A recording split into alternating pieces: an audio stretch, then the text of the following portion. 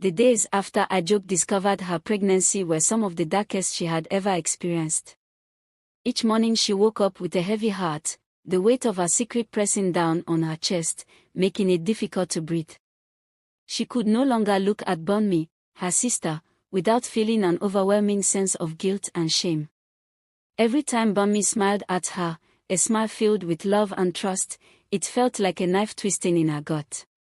Ajoke tried to continue with her life as if nothing had changed. She still helped Bonmi with the children, still laughed at her jokes, and still pretended that everything was okay. But inside, she was crumbling. Every time she looked at herself in the mirror, she saw a stranger staring back. The once vibrant and carefree young woman she had been was now a hollow shell, consumed by fear and despair. Tony, on the other hand, seemed completely unbothered. He continued to act as if nothing had happened, going about his daily routine with a disturbing sense of normalcy. He still smiled and joked with his wife, played with his children, and even greeted Ajoke with the same casual friendliness as before. But beneath that friendly facade, there was something dark and sinister lurking. One evening, as they all sat down for dinner, Ajoke could hardly swallow her food. Every bite felt like it was choking her. Tony, sitting across from her, noticed her discomfort. His eyes met hers for a brief moment, and a subtle smirk tugged at the corner of his lips. It was a look that sent a cold shiver down Ajoke's spine. He knew she wouldn't tell Bonmi. He knew she was too scared. And he was right. Bonmi, oblivious to the tension between her sister and her husband, chattered away about her day at work, the children's antics, and her plans for the weekend. Ajoke nodded along, forcing herself to smile, but her mind was far away, lost in the dark thoughts that haunted her every waking moment. After dinner, Ajoke excused herself and retreated to her room. She locked the door behind her and sank to the floor, burying her face in her hands. The tears she had been holding back all day finally spilled over, and she cried silently, not wanting anyone to hear. She didn't know how much longer she could keep up this charade. The guilt was eating her alive. She knew she had to make a decision, but every option seemed terrifying. If she told Bonmi the truth, it would destroy her sister's life. She couldn't bear the thought of being the one to shatter her sister's happiness. But if she kept a secret, she would be living a lie for the rest of her life, forever haunted by what Tony had done to her. The thought of the baby growing inside her made her feel even more trapped. It was a constant reminder of that terrible night, a living, breathing embodiment of her trauma. And yet, it was also innocent. It didn't ask to be brought into this world under such horrible circumstances. Ajoke didn't know if she could go through with the pregnancy, but the idea of ending it filled her with dread. Days turned into weeks, and Ajoke continued to keep her secret. The pregnancy was starting to show, and she knew it was only a matter of time before Bonmi noticed. She tried to avoid being in the same room as Tony whenever possible, but it was difficult with them all living under the same roof. Whenever Bonmi wasn't around, Tony would find an excuse to be near her, his presence suffocating and inescapable. One afternoon, Bonmi and Tony had gone out together, leaving Ajoke alone with the children. She was sitting in the living room, trying to focus on a book, when she heard the front door open. Her heart skipped a beat as she looked up, praying it wasn't Tony. But to her relief, it was Bonmi. "Ajoke, can you come here for a second?" Bonmi called out from the hallway. Ajoke quickly put down the book and went to see what her sister wanted. Bonmi was standing by the door, a look of concern on her face. "What's wrong, Bonmi?" Ajoke asked, her voice trembling slightly. Bonmi hesitated for a moment, then sighed. "I've noticed you've been a bit distant lately. Is everything okay?" Ajoke felt a lump form in her throat.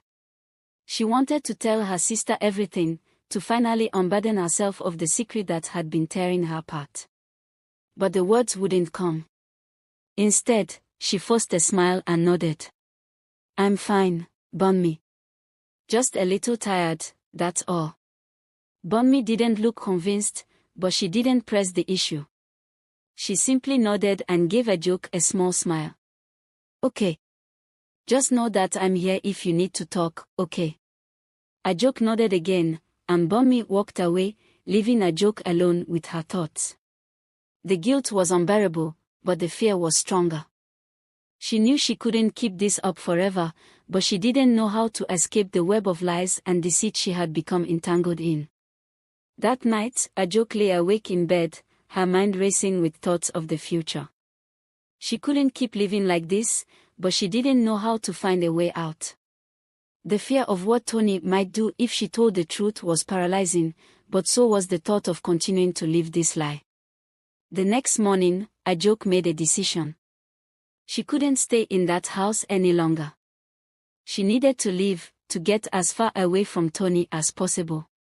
It was the only way to protect herself and her unborn child. But leaving wouldn't be easy. She had no money, no job, and nowhere to go. And she knew Tony wouldn't let her leave without a fight. But she had to try. For her own sanity, and for the safety of her child, she had to find a way out. As she packed a small bag with her belongings, her hands trembling with fear and determination, she heard a knock on her bedroom door. Her heart raced as she froze in place, holding her breath. Ajoke, are you in there? It was Tony's voice, cold and commanding. Ajoke's blood ran cold. She knew she couldn't let him find out what she was planning. Taking a deep breath, she quickly shoved the bag under her bed and went to open the door, forcing a calm expression onto her face. Yes, she said, trying to keep her voice steady. Tony looked at her with narrowed eyes, as if he could sense that something was off. What are you doing in here? Nothing, Ajoke replied quickly. Just getting ready for bed. Tony's eyes scanned the room, and for a moment, Ajoke was terrified that he would find the bag she had hidden. But after a few tense seconds, he seemed to lose interest. All right, he said, his voice still tinged with suspicion. Go to bed, then. We'll talk in the morning. Ajoke nodded, watching as he turned and walked away. As soon as he was gone, she let out a shaky breath and collapsed onto the bed, her heart pounding in her chest. She knew she had to be careful. If Tony found out she was planning to leave, there was no telling what he might do. That night, Ajoke barely slept.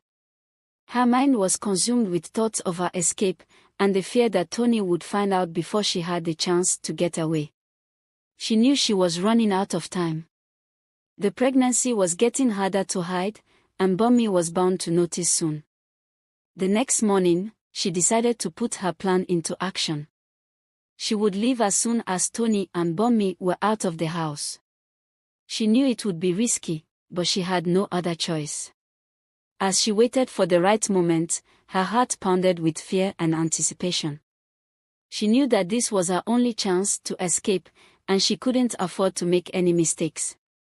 Finally, the moment came. Tony and Bonmi left the house, and Ajoke quickly grabbed her bag and slipped out the door. She didn't know where she was going, but she knew she had to keep moving. She couldn't let Tony find her. As she walked down the street, her heart racing with fear and adrenaline, she felt a sense of relief wash over her. She was finally free. But as she looked back at the house one last time, she couldn't shake the feeling that this was only the beginning of a much longer and more difficult journey. Ajoke knew that she had a long road ahead of her, but she was determined to keep moving forward. She had to find a way to start over, to build a new life for herself and her child, far away from the horrors of her past.